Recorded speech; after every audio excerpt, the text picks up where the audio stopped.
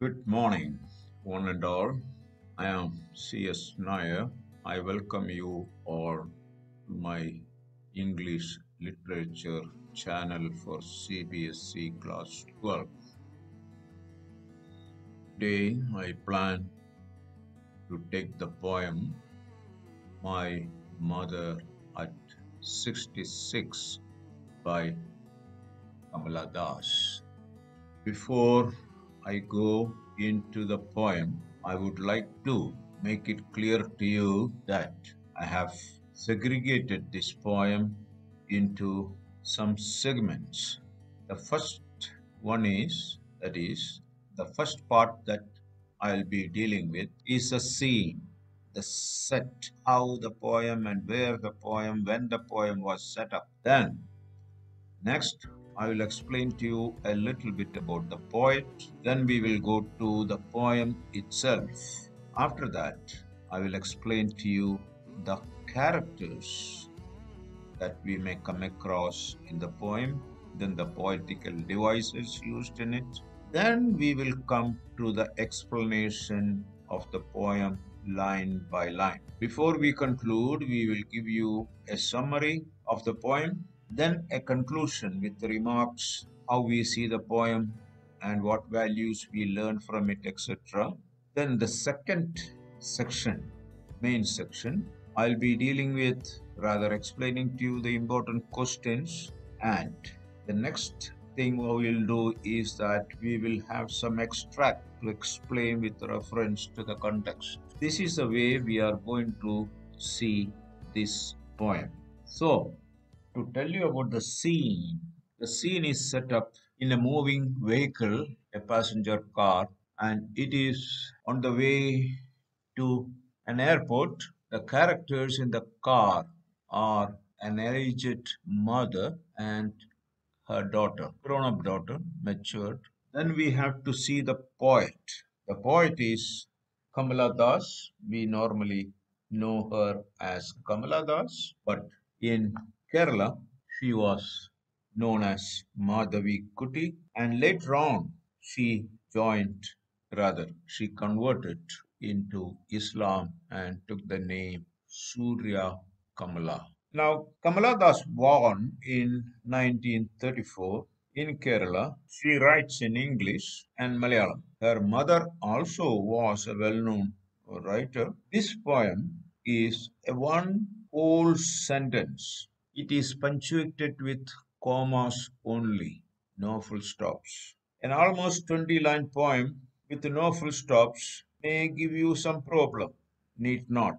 Why? Because there is only one single thought that runs through the whole sentence. So you don't have to worry about the style of writing. It is a very convenient way that she has expressed her emotions fully. This is My Mother at 66 is one of the finest examples of the human bonding, especially that of a mother and daughter. It describes the pain and fear of the poet, that is, the fear of losing her mother in separation due to death. The whole poem is written in a pensive and sorrowful tone.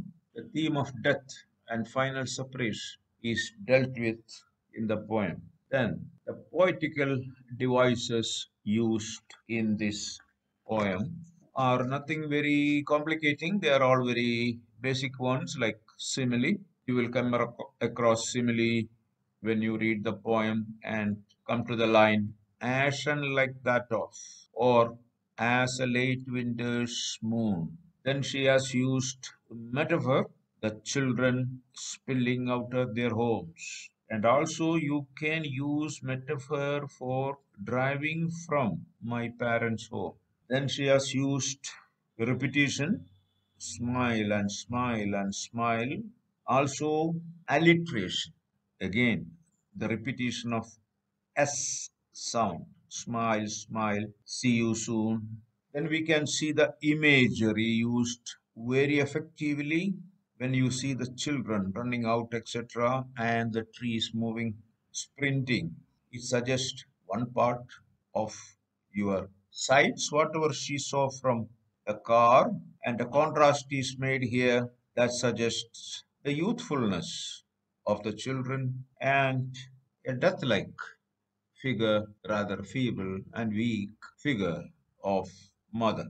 This much is all about the poetical devices used in this poem. Then we have to explain the poem line by line. That is an important part of this class today. So please pay attention. I shall read the poem first. Driving from my parents' home to Cochin last Friday morning, I saw my mother beside me doze, open mouthed, her face ashen like that of a corpse, and realized with pain that she thought away and looked, but soon put that thought away and looked out at the young trees sprinting, the merry children spilling out of their homes. But after the airport's security check, standing a few yards away, I looked again at her, wan, pale as a late winter's moon, and felt that old familiar ache, my childhood's fear. But all I said was, "See you soon, Amma." All I did was smile and smile and smile. So the poem has no full stops, I told you.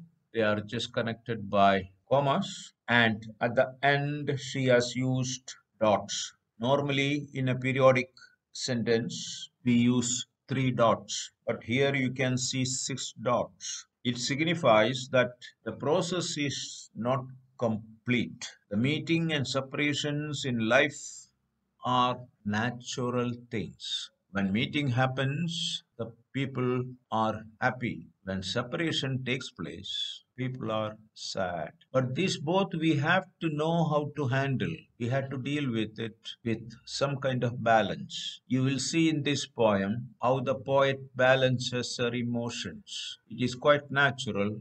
She could not help it that the pain and ache will come back to her. She will experience them again and again, especially in the presence of her aged mother. But she knows, rather, she is self trained how to jump back and come to normalcy or balance of her mental state. So let me explain to you from the first line onwards. Here we can see that the poet is driving with her mother. She left her parents' home and she was on the way to Cochin airport. So you have already got the idea that separation is likely to take place now. Physical separation is likely to take place within a few hours. But the scene that we can see in the vehicle, the cabin of the vehicle, is that these two passengers sitting there, and the characters are an aged mother and her mature daughter, grown up daughter. And the purpose of their travel is that the old mother is supposed to be escorting, or rather keeping company with her daughter to the airport to see her off. It is very, very touching image. What happened in the car is that the poet noticed that her mother was sitting beside her, but she was dozing, and her mouth was open, and her face looked the color of an ass, ashen faced. And the comparison made is a very cruel comparison, but unfortunately, that is the most apt comparison you can find in this situation. She has compared the face of her aged mother to that of a corpse, a dead body. And the effect of it was that she immediately realized with pain that her mother was not with her at all. Even though physically she was there, she was not in her mind. Her mind was wandering somewhere else. And that really brought her pain because the last few hours of their being together after a long time, mother is not at all interested to engage herself in any kind of small talk with her during the journey. And she looked, actually, it is not that the poet imagined.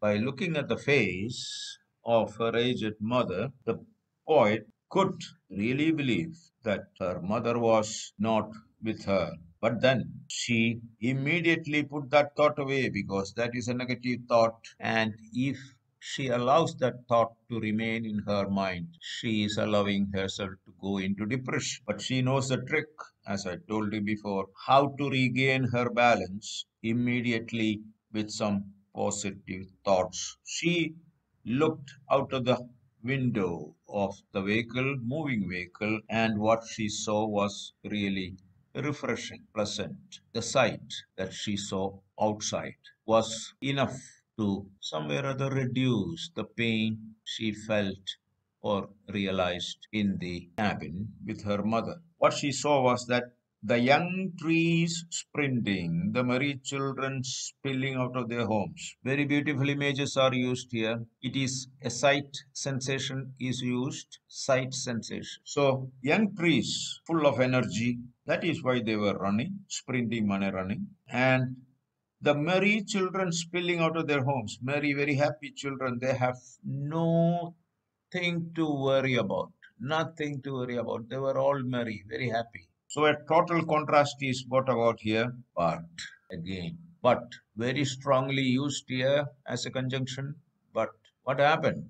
After having seen this or experienced these pleasant scenes, after the airport security check, they had to go through the security check at the airport, and the mother could not follow her into the main airport lobby, so she had to stay outside the visitors' gallery, standing a few yards away. Daughter and mother is already separated physically at the airport.